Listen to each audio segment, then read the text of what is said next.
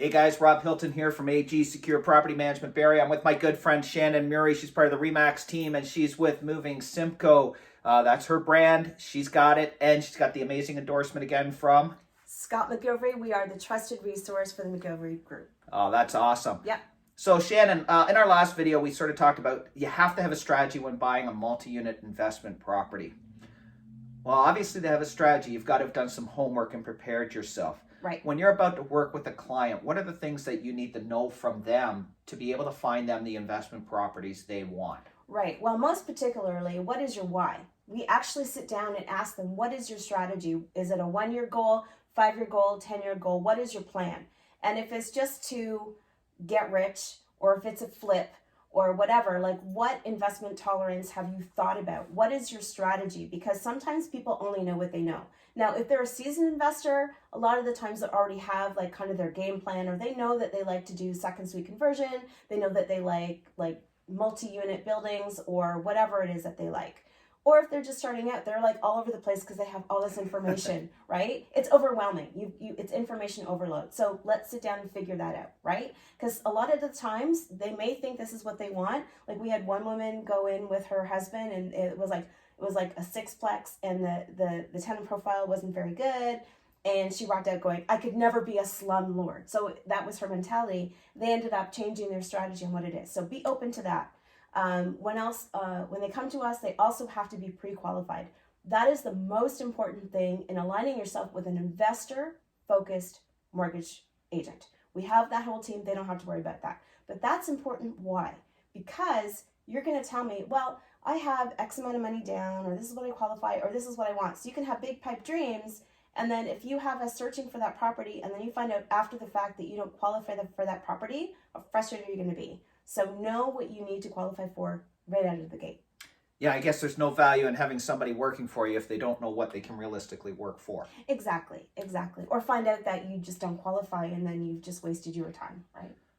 Awesome. So I was talking with a friend of mine, Patricia McCallum, the other day, and we have a video here where she was talking about single-family homes, and that in Barrie, over probably the last decade, you could probably expect 5% appreciation as a safe number to sort of use while calculating your appreciation.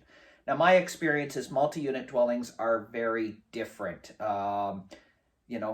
Every investor wants cash flow, great appreciation, perfect tenants, and everything. My understanding, and you can correct me if I'm wrong, is if I'm going to go into the larger multi-unit dwellings, I have to give up maybe something, but I'm getting something else in return. Can you explain sort of the difference there? Multifamily is a totally different beast, and also in terms of qualification, but it's a longer range goal. The advantage to multifamily, as opposed to a single family or a duplex, is vacancy rate, actually, believe it or not. So you calculate that, but if you've got one unit that's vacant over, let's say, 8, 9, 20, 30, then sure, that cuts into your cash flow, but you still have another, income producing units that are still happening. So even though the appreciation in multifamily may be a little bit less, it's a longer range goal, and you still got the cash flow coming in. But if you've got a single family or a duplex and you're bringing in $2,100, let's just say, and you've got one unit that's vacant for $1,100, and you only calculated X amount vacancy rate, well, guess what? That's $1,100 or whatever that is, and you trying to recoup that cost and recoup it and try to get it back. That's a critical point, folks. Not only is the multi-unit dwelling more likely or going to be much more beneficial on your cash flow, but also think of it this way. If you own 5 single-family homes, that's 5 roofs, 5 driveways, 5 furnaces, 5 water heaters. When you're into a multi-unit dwelling, a 6-unit property, it might be 1 boiler, might be 1 roof, 1 driveway that needs to be maintained. And if 4 or 5 tenants are in there and you've got a vacancy, that one vacancy isn't going to basically suck you dry of all your money that time. Absolutely. And the other thing too, just a little before we sign off, is the refinancing, right? When you have a multifamily unit, a lot of people make this mistake. Don't have an in-unit superintendent, meaning don't let them rent from you for free.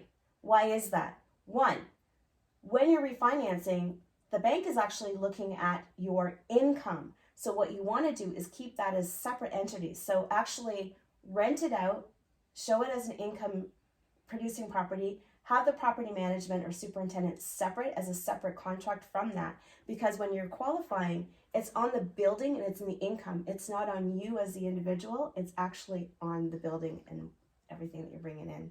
So Shannon's cheating here because she's given out a trick or a treat that sort of is a secret by a lot of these people. So what I will tell you, the advantage of dealing with somebody like Shannon is there's a lot of these tricks that most people don't really know about. And if your real estate agent isn't involved in dealing with multi-unit properties day in and day out, then they probably don't even know about it, because usually they're just selling the single family home that somebody's going to live in. So that's why you need to get in contact with an investment realtor like Shannon, because she's got those ideas, those concepts that most of us haven't had the chance to think about. And again, she's got the endorsement that goes with her name, Moving Simcoe, Shannon Murray. If you're looking for an investment realtor that works in the higher density properties down to single family and duplexes, but really focuses on a strategy to get you the best property possible, look no further. Shannon Murray. Thanks, Shannon, for coming out. Thanks so much. All right.